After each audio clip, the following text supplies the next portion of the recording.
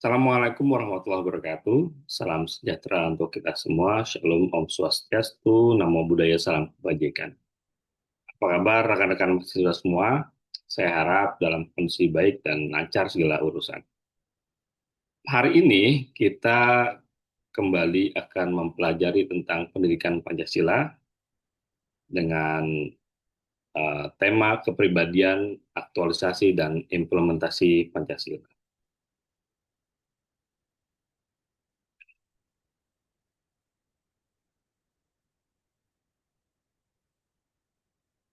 Ya, em, materi yang akan dibahas pada pertemuan kali ini yang pertama adalah makna kepribadian bangsa, faktor-faktor penentu kepribadian Pancasila sebagai jiwa dan kepribadian bangsa, aktualisasi dan implementasi Pancasila sebagai pandangan hidup bangsa. Nah, yang pertama kita tahu bahwa eh, ada istilah yang namanya makna kepribadian bangsa. Kepribadian bangsa merupakan sifat yang terlihat dalam perilaku seseorang atau sebuah bangsa yang membuatnya berbeda dari seseorang atau bangsa lain. Dan kemudian, kepribadian merupakan salah satu kajian psikologi yang lahir berdasarkan pemikiran, kajian, atau temuan-temuan oleh para ahli.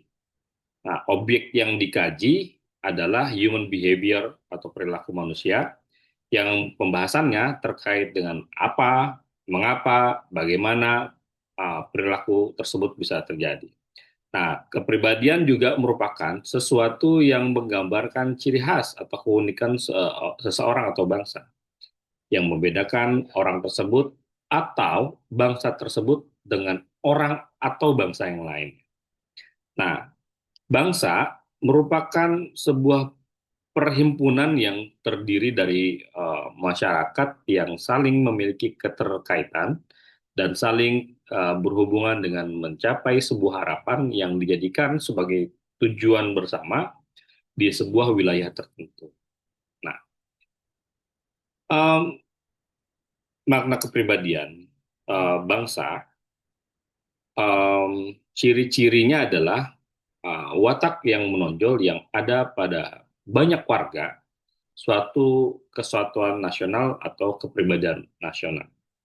Nah, Dewan Perancang Nasional menyatakan bahwa kepribadian Indonesia adalah karakteristik yang dimiliki oleh bangsa Indonesia dan berbeda secara menyeluruh dengan kepribadian bangsa-bangsa lain, dan hal tersebut merupakan refleksi dari perubahan dan perkembangan bangsa Indonesia dari masa ke masa. Nah, Pancasila tentu sebagai kepribadian bangsa yang diwujudkan dalam sikap, mental, dan tingkah laku, serta amal perbuatan sikap mental. Sikap mental dan tingkah laku mempunyai ciri khas, artinya dapat dibedakan dengan bangsa lain. Ciri khas inilah yang dimaksud dengan kepribadian. Nah, faktor-faktor penentu kepribadian bangsa yakni faktor keturunan. Keturunan merujuk pada faktor yang ditentukan sejak lahir atau faktor individu secara genetik. Nah, turunannya adalah bahwa faktor lingkungan yang merujuk pada kebudayaan tempat di mana seseorang dibesarkan, pengkondisian dini, norma-norma yang di antara keluarganya, teman-temannya, kelompok sosial, serta pengaruh-pengaruh lain yang seseorang alami.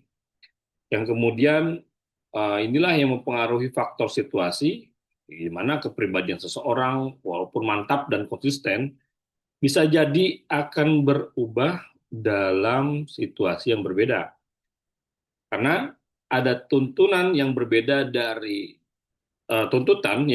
dari situasi yang berlainan, memunculkan aspek-aspek yang berlainan pula dari kepribadian seseorang. Nah, ada faktor-faktor penentu kepribadian bangsa. Yang pertama adalah faktor biologis. Faktor biologis sebagai pembentuk kepribadian selalu diragukan dalam sudut pandang sosiologi. Tapi pada kenyataannya dalam masyarakat beredar bahwa opini bahwa karakteristik fisik tertentu membentuk kepribadian tertentu. Misalnya orang yang kepalanya besar, dia nggak cerdas. Orang yang rambutnya keriting, calon orang sukses. Orang yang kepalanya kotak, itu dianggap seringkali sebagai orang yang berperilaku secara kriminal. Nah, ada juga faktor geografis. Pengaruh faktor geografis bisa dilihat dari perbedaan kepribadian antara individu atau kelompok masyarakat yang tinggal di lokasi dengan karakteristik yang berlainan. Misalnya ya, kita bisa menemukan bahwa orang pantai cenderung lebih bersikap terbuka pada orang asing ketimbang orang yang ada di pegunungan. Misalnya seperti itu. Ada juga faktor psikologis, bahwa faktor psikologis sebagai pembentuk kepribadian berhubungan dengan pengalaman unik yang dialami oleh individu. Pengalaman unik tersebut memengaruhi kondisi emosional tentunya dan mental individu sehingga membentuk suatu kepribadian tertentu. Pengalaman ini bisa kita lihat sebagai bentuk yang positif maupun yang negatif, termasuk dari pengalaman dari individu tersebut, tergantung dari pengalaman individu tersebut. Ada juga faktor budaya, di mana unsur-unsur kebudayaan secara langsung memengaruhi pola perilaku individu. Kegiatan sehari-hari yang membentuk suatu kultur juga dapat memengaruhi kepribadian individu. Nah, sedangkan faktor sosial ini cenderung lebih luas, bagaimana pengalaman-pengalaman individu dalam sebuah pergaulan. Pergaulan bukan hanya dengan teman ya, bisa juga dengan buku, dengan film yang dia tonton, baik di Netflix, di bioskop misalnya, website tertentu yang dia buka, dan banyak faktor lain yang kemudian itu menjadi kanal untuk berinteraksi antara dia dengan dunia luar lain. Nah, Pancasila sebagai jiwa dan bangsa ini sebagai pribadi bangsa Indonesia memiliki fungsi, yaitu sebagai hal yang memberikan corak khas bangsa Indonesia dan menjadi pembeda yang membedakan bangsa kita dengan bangsa lain. Nah, Pancasila sebagai kepribadian bangsa merupakan perwujudan atau wujud dari nilai-nilai budaya bangsa Indonesia sendiri yang diyakini memiliki kebaikan dan kebenaran. Menurut Dewan Perancang Nasional, bahwa kepribadian Indonesia adalah karakteristik, ciri khas yang dimiliki oleh bangsa Indonesia, beda dengan bangsa-bangsa lain secara menyeluruh. Meski kita tahu bahwa sejak zaman dulu Indonesia bergaul dengan berbagai peradaban, kebudayaan bangsa lain, misalnya termasuk agama ya, agama Hindu, masyarakat Tiongkok, Portugis, Spanyol, Belanda, dan negara-negara lainnya. Tapi kepribadian bangsa Indonesia tetap hidup dan berkembang. Mungkin di sana sini, misalnya di daerah tertentu, masyarakat kota, kepribadian itu dapat dipengaruhi oleh unsur-unsur asing. Tapi pada dasarnya bangsa Indonesia, orang-orang Indonesia tetap hidup dalam kepribadiannya sendiri. Nah, sedangkan Pancasila sebagai jiwa dan kepribadian bangsa, sebelum dirumuskan sebagai dasar dan ideologi negara, nilai-nilainya tetap hidup dan berkembang dalam bangsa Indonesia. Nilai-nilai tersebut tercermin dalam kebiasaan, adat istiadat, budaya, serta agama dan kepercayaan yang kemudian dijadikan sebagai kepribadian bangsa Indonesia. Sikap dan kepribadian yang ada pada masyarakat Indonesia itulah yang kemudian menjadi atau menjelma menjadi kepribadian bangsa yang tumbuh dan berkembang sejak zaman kerajaan dulu. Dalam perjalanannya, yang kemudian diteruskan dalam sebuah pemuda tahun 1928, kemudian diangkat dan dirumuskan dalam sidang BPU PKI, dan kemudian disahkan oleh PPKI sebagai dasar negara Republik Indonesia. Dalam pengertian inilah Pancasila sebagai kepribadian bangsa sekaligus sebagai ideologi negara.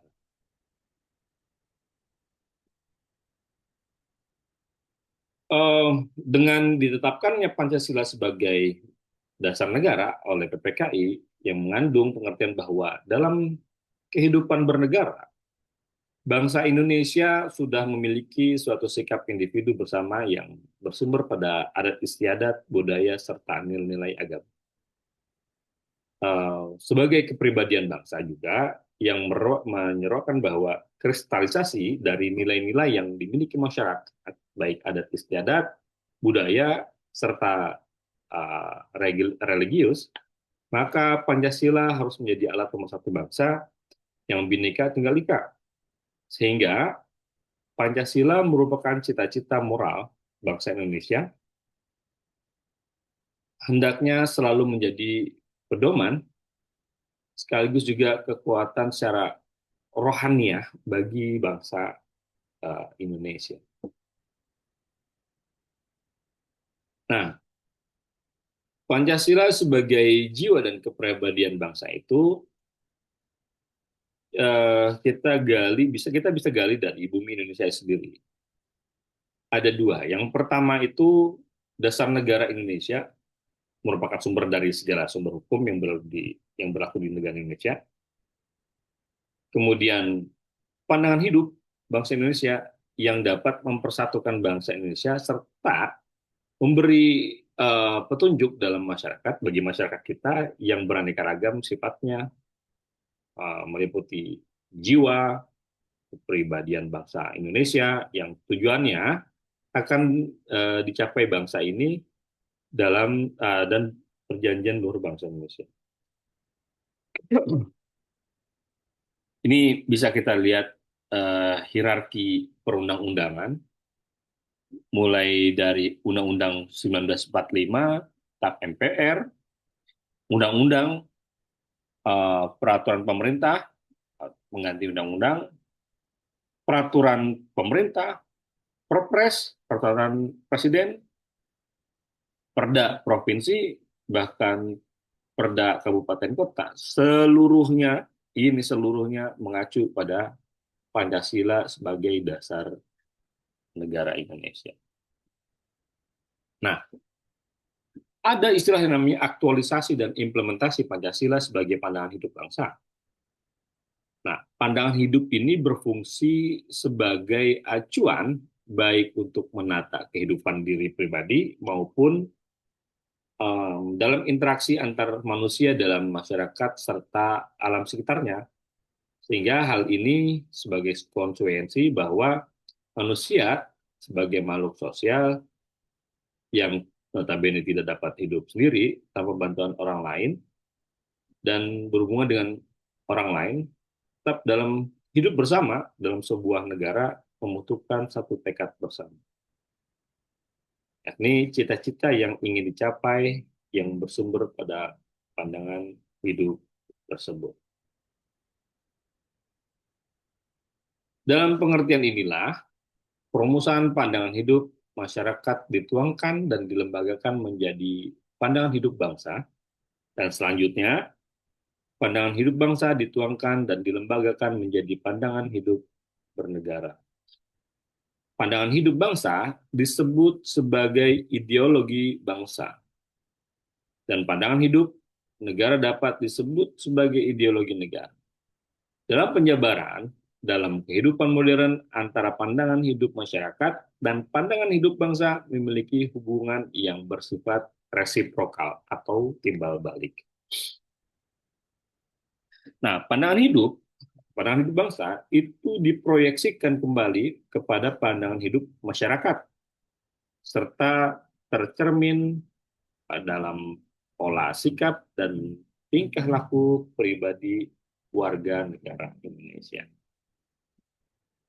Dalam konteks Musadin Malik Dalam Musalin Malik, dalam buku Pokok-pokok Pendidikan Kewarganegaraan, aktualisasi Pancasila adalah bagaimana nilai-nilai Pancasila berdasarkan benar-benar dapat tercermin dalam sikap dan perilaku seluruh warga negaranya, mulai dari state aparatur sipil negaranya, dan pimpinan nasional sampai kepada masyarakat biasa.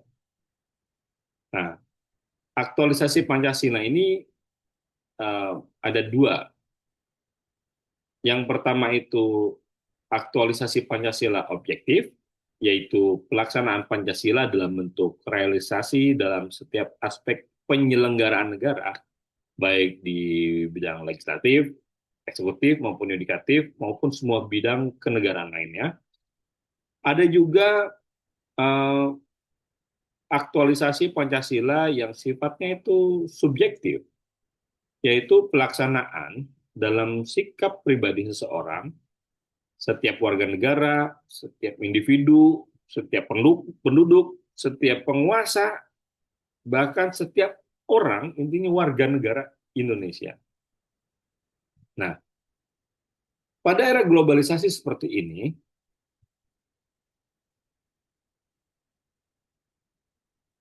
negara dituntut untuk selalu lebih maju mengikuti perkembangan, jelas. Namun, hal ini justru seringkali berbenturan dengan keteraturan yang memang budaya yang telah dibangun oleh negara. Pihak yang diuntungkan dalam situasi tersebut harusnya adalah negara-negara, seluruh negara. Tapi pada kenyataannya yang paling diuntungkan adalah negara-negara maju yang bisa mengintervensi budaya negara lain dengan teknologi. Termasuk kalau kita lihat kemarin bagaimana Korea Selatan sebagai sebuah negara maju bisa mengintervensi atau mempengaruhi budaya negara lain dengan budaya K-pop misalnya. Yang ini tentunya Korea Selatan pada akhirnya memiliki kesempatan untuk meraup keuntungan baik itu secara kapitalistik, secara ekonomi maupun keuntungan dalam mempengaruhi budaya sebuah negara tertentu. Tentu bukan hanya di Indonesia, mungkin di Meksiko, mungkin di Arab bahkan, sehingga Korea Selatan mendapatkan keuntungan. Nah, di era kekinian, selain itu globalisasi juga mampu menciptakan peningkatan keterkaitan dan ketergantungan antar bangsa dan antar manusia di seluruh dunia. Seperti tidak ada batas. Akibatnya, tidak jarang juga banyak pengaruh yang masuk dari luar, baik yang positif maupun negatif. Sehingga perkembangan globalisasi mampu memberikan pengaruh yang besar terhadap nilai-nilai yang telah berkembang di masyarakat. Dalam konteks yang lebih luas, ya globalisasi menghancurkan nilai-nilai yang telah ada di masyarakat, seperti sosial budaya, ideologi, agama, politik, dan ekonomi tentunya. Nah, ini ada hubungan timbal balik juga, seperti bagaimana globalisasi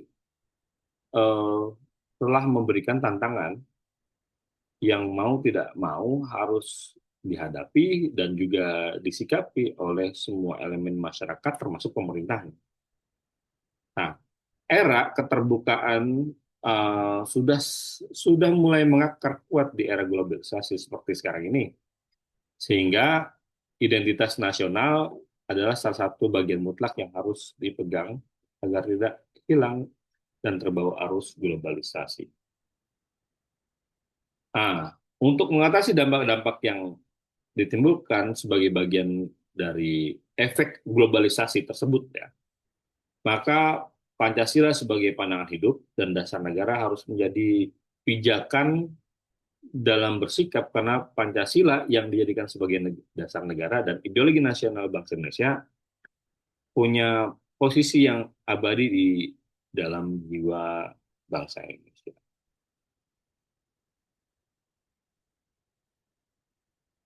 Itu saja teman-teman yang bisa saya sampaikan. Um, Semoga materi yang saya sampaikan ini bisa diterima dengan baik oleh teman-teman dan menjadi refleksi untuk kita bersama agar kita semua bisa menjadi pribadi yang aktual, yang kemudian bisa mengimplementasikan Pancasila sebagai dasar dan pandangan hidup di tengah kegilaan arus informasi yang sampai hari ini semakin masif dan tidak terbendung. Saya ucapkan terima kasih buat seluruh teman-teman semua yang telah hadir, telah menyimak video ini sampai tuntas. Sampai jumpa di pertemuan selanjutnya. Wassalamualaikum warahmatullahi wabarakatuh. Om Santi Santi Om. Sejahtera untuk kita semua. Namo Buddhaya.